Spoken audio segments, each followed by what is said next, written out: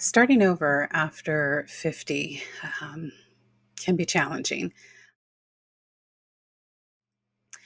So you've hit a bump in the road with a layoff, and now you're navigating life after 50. It's a tough spot, no doubt, but let's flip the script and see it as a chance to reinvent ourselves and seize new opportunities. I'm here to share some real talk and practical advice tailored for us seasoned folks to help you get by in the meantime and find a new path forward.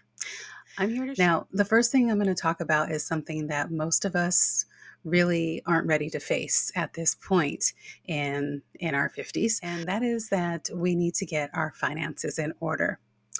So, let's kick things off with your finances. At this stage in life, we've often got different financial commitments, maybe college tuition for kids or retirement savings to think about. So, here's a plan to get you back on track. The first thing you want to do is assess your financial situation. You need to review your savings accounts and start by taking stock of all of your savings accounts and investments. You want to aim to have at least 3 to 6 months of expenses set aside, is what most of your financial experts will tell you to do. Well, I'm here to tell you I'm not a financial expert, but I have been laid off 2 or 3 times in my entire career, and 3 to 6 months just isn't enough, especially of late. So I'm going to recommend that you actually set aside 9 to 12 months of salary so that not only gives you a cushion to fall back on, but it gives you the financial resources that you're going to need to pay for all of your expenses for at least 9 to 12 months. And you're going to need that money. So that's the first thing you want to do. The second thing you want to do is you're going to have to create a detailed budget. And when I say create a detailed budget, I mean that you have to take the receipts that you get from the grocery store and input into an Excel sheet or some other spreadsheet type application the exact amount that you pay for 2 pounds of bananas, the exact amount that you pay for a loaf of bread, the exact amount that you pay for a gallon of milk or desserts or frozen foods. You need to have a budget that detailed in order to get by in the meantime. So you're going to use either a spreadsheet or some budgeting tools like Mint, or you need a budget to map out your monthly expenses in great detail. This includes your fixed cost like mortgage or rent and utilities. Even if they vary a little bit, you want to take the average of those and input them into your spreadsheets. You want to also make sure that you input healthcare expenses such as copays or medications that you need to purchase on a monthly basis. When you're doing this, you also want to make sure that you focus on cutting unnecessary expenses without sacrificing the absolute essentials. The next thing you're going to do is you're going to have to find some temporary contract or bridge work for income sources to get you through this period. Freelancing is a great way to make money in our midlife years. Think about your expertise. Have you been a project manager, a writer, or a consultant? Websites like Upwork, Freelancer, and Fiverr can help you find freelance gigs that match your skills. Even small projects can help tide you over until you get your next job or start your consulting business. In the gig economy or side hustle economy, there are things that you can explore, options like driving for Uber or Lyft, delivering groceries with Instacart, or doing tasks on TaskRabbit. Now, I have a personal favorite, and I'm going to share that with you, and I'm going to tell you why. I also have a video on this. The company that I highly recommend if you're going to do gig work or side work like this, or work like this to get you by. It's called Hop Skip Drive. Now, I don't think it's available in all areas, but I'm sure as it grows, it will become available in all areas, and you can take advantage of working for this company. Now, you can earn up to $30 an hour driving with Hop Skip Drive. And what Hop Skip Drive, or the way I like to describe Hop Skip Drive, is that it is the Uber or Lyft for kids. It's a great company to work for, and the earnings are potentially higher than any other company out there. Skip Drive's background check is very extensive, but I think that just speaks to its credibility and professionalism and dedication to the children that they work with to make sure that they are safe. It's a great company. I've worked for them myself, and I would go back in a heartbeat. So these roles offer flexibility and immediate income.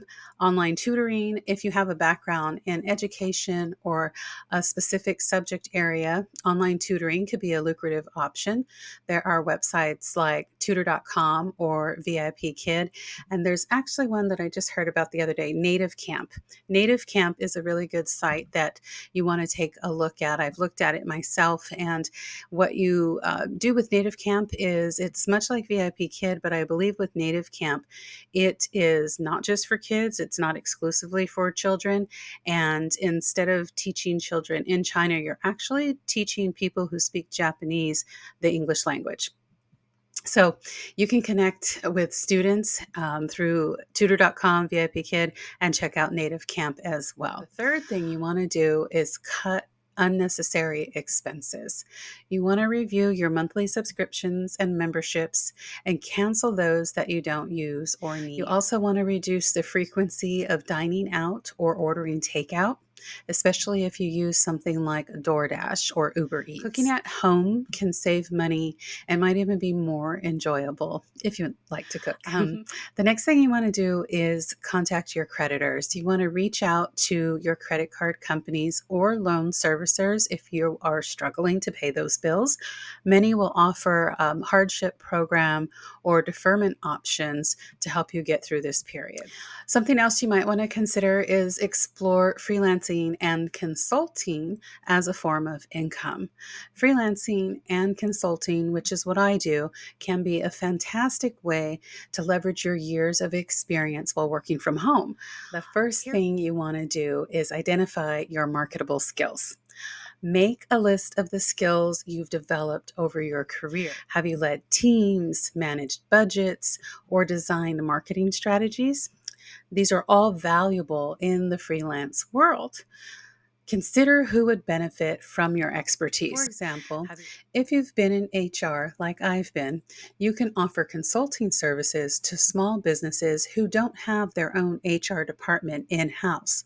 Now, what I do is I offer my training services to these businesses and also to individuals. I use my background in human resources training and recruiting to get this freelance work done. The next thing you want to do is to build a portfolio or set up your freelance business. You're going to create a portfolio showcasing your previous work. And this could be a personal website or a profile on a website such as LinkedIn or Behance. The next thing you want to do after that is you want to research the industry standards and set competitive rates. One of the things that I did is I used to write for a company that advertised for the same service, resume writing, on one site at $129 and on another site at $149. So whichever site you decided to use, the price varied by $20, right? What I did was, after writing for them for a while and I decided to embark on my own, is I went right down the middle. I did play around with pricing a little bit at that time. I charged $139 initially. I tested my pricing at $39, and I also tested it at $89. In the end, I learned that charging $139 for a resume review and rewrite, or overhaul, if you will, was the price that most people purchased at. So my price stands for resume rewrites or redos at 139 to this day for that reason. So I would recommend that you do something like that and make sure that you set a competitive rate, but based on averages, so that you're not pricing yourself too low or too high. You definitely don't want to undervalue yourself because your experience is worth a premium. After that, you want to make sure that you register on platforms like Upwork and Freelancer or Fiverr. You can create compelling profiles and start applying for projects that match your skills using any one of these platforms. You want to leverage your professional network and reach out to former colleagues and industry contacts. You can even share with family and friends and complete strangers on the street if you're comfortable doing that. Networking is crucial to your success as a freelancer and can lead to high quality freelance opportunities. So don't slack on the networking. Don't hesitate to reach out directly to companies or entrepreneurs who might need your services either. I suggest that you use tools to manage your freelance work. Tools like Trello or Asana to keep track of projects and deadlines are helpful. If you need to conduct invoicing and payments, then you can set up invoicing systems through platforms like FreshBooks or QuickBooks to ensure you're paid promptly and keep track of your income. You want to consider online courses and coaching, right? So if you have an area of expertise and you have a wealth of knowledge in that particular area, once you identify it, then online courses and coaching can be a profitable way for you to share your expertise. And here's how to tap into this opportunity. So you're going to find your niche, right? Identify your niche. Think about what you're passionate about or what people often ask you for advice on. This could be project management, financial planning, job searching, career advancement, things like that.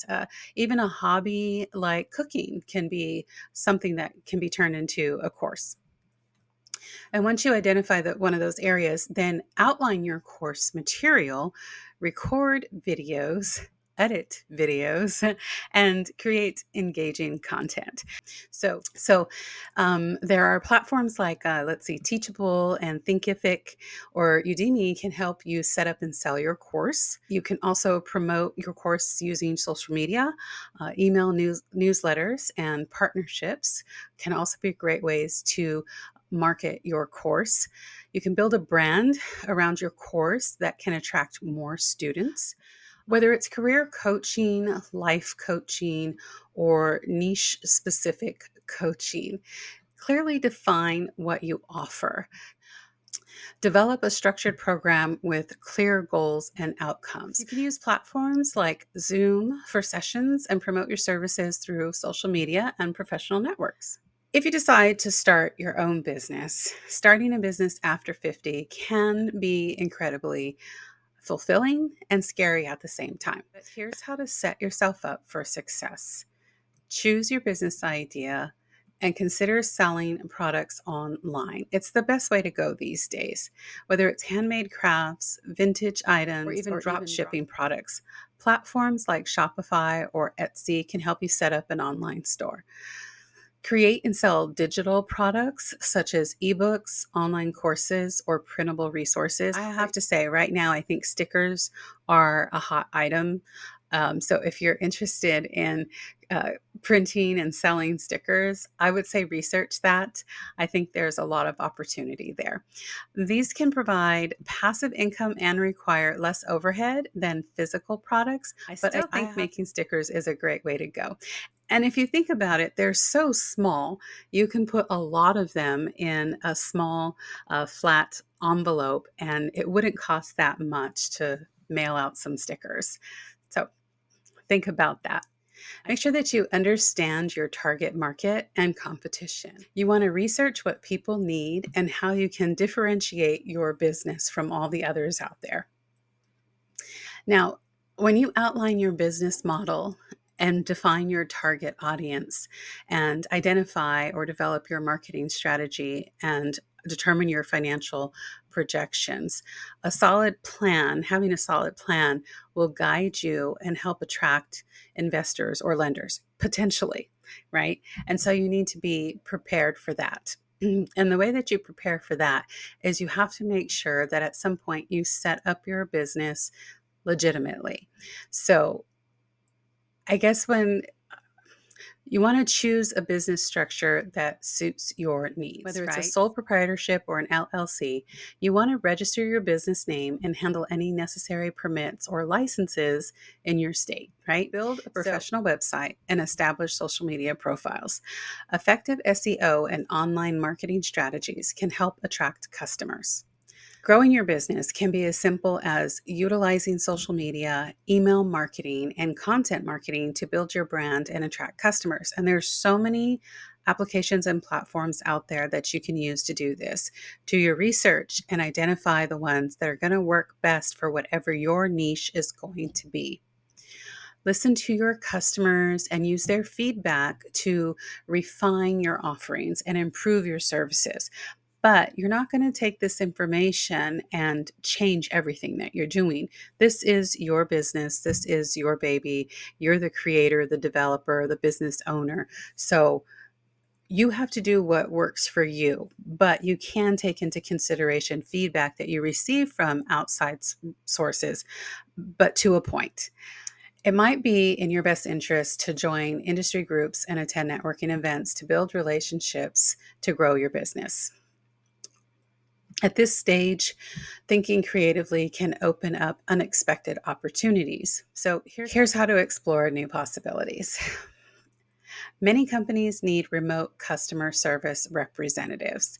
So you want to look for roles on job boards like remote.co or We Work Remotely.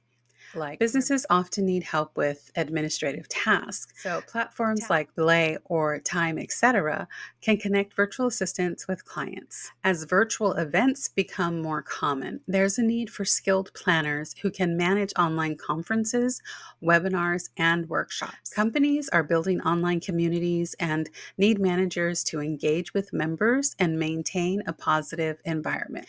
Consider taking courses to learn new skills. Now, this is one of the things that I tell my clients all the time, especially if they're transitioning from one industry to a new industry and they don't have the experience needed for the new industry. You really need to seriously consider taking courses to learn new skills and make yourself more attractive to that new field, new industry, or uh, the employer, the companies that you are seeking to work for. So platforms like Coursera, LinkedIn Learning, or Udacity offer courses in high demand fields like tech and business. Earning certifications in areas like project management or digital marketing can enhance your credentials and open new doors. So there you have it.